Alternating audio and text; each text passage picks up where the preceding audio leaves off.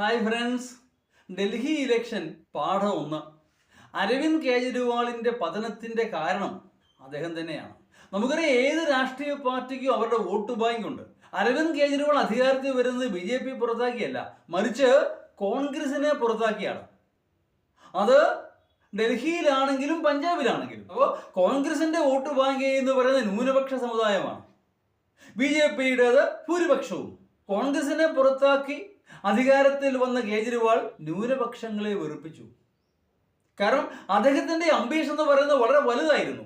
BJPയെ പുറത്താക്കി ഇന്ത്യയുടെ പ്രധാനമന്ത്രിയാവുക എന്നുള്ളതായിരുന്നു ശ്രീ കേജ്രിവാളിന്റെ ലക്ഷ്യം. അദ്ദേഹം പറയുകയുണ്ടായി, എന്നെ തോൽപ്പിക്കണമെങ്കിൽ നരേന്ദ്രമോദി വീണ്ടും ജനിക്കണമെന്ന്. അത്രയും വലിയ അംബീഷനുള്ള ആളായിരുന്നു ശ്രീ അരവിന്ദ് കേജ്രിവാൾ. അതുകൊണ്ട് BJPയെ വീഴ്ത്തണമെങ്കിൽ ഹിന്ദുത്വ വോട്ടുകളിലേക്ക് കടന്നു കയറണമെന്ന് അദ്ദേഹം മനസ്സിലാക്കി. അതുകൊണ്ട് BJPയേക്കാൾ വലിയ ഹിന്ദുത്വ പാർട്ടിയാകാൻ ശ്രമിച്ചു അദ്ദേഹം. ആ മനുഷ്യൻ നയങ്ങളിൽ നോക്കിയാൽ അറിയാം, ജമ്മു കാശ്മീരിന്റെ പദവി എടുത്തു മാറ്റിയതോ അല്ലെങ്കിൽ രാമക്ഷേത്ര നിർമ്മാണമോ ഒന്നും അദ്ദേഹം എതിർത്തില്ല.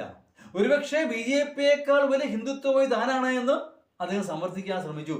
എന്തിന്? ഇന്ത്യൻ കറൻസിയിൽ ലക്ഷ്മി ദേവിയുടെ ചിത്രം ആലേഖനം ചെയ്യണമെന്ന് ആവശ്യപ്പെട്ട ആളാണ് ശ്രീ അരവിന്ദ് കേജ്രിവാൾ. അതിന്റെ ഫലമായി ന്യൂനപക്ഷങ്ങൾ കൂട്ടത്തോടെ അദ്ദേഹത്തെ കൈവിട്ടു. ഭൂരിപക്ഷം ഒട്ട് കൂട്ടത്തിൽ കൂട്ടിയതുമില്ല, ന്യൂനപക്ഷം പോവുകയും ചെയ്തു, ഭൂരിപക്ഷ സപ്പോർട്ട് കിട്ടിയതുമില്ല. അതുകൊണ്ട് തന്നെയാണ് അരവിന്ദ് കേജ്രിവാൾ അമ്പയെ പരാജയപ്പെട്ടത്. ഇതിന്റെ പ്രതിസ്ഫുരണങ്ങൾ ഡൽഹി മാത്രമല്ല, താമസിയാതെ പഞ്ചാബിലേക്ക് എത്തും. എന്ന് പറഞ്ഞാൽ ആം ആദ്മി പാർട്ടിയുടെ നിലനിൽപ്പ് തന്നെ ചോദ്യം ചെയ്യപ്പെടുകയാണ്. പാഠം 1.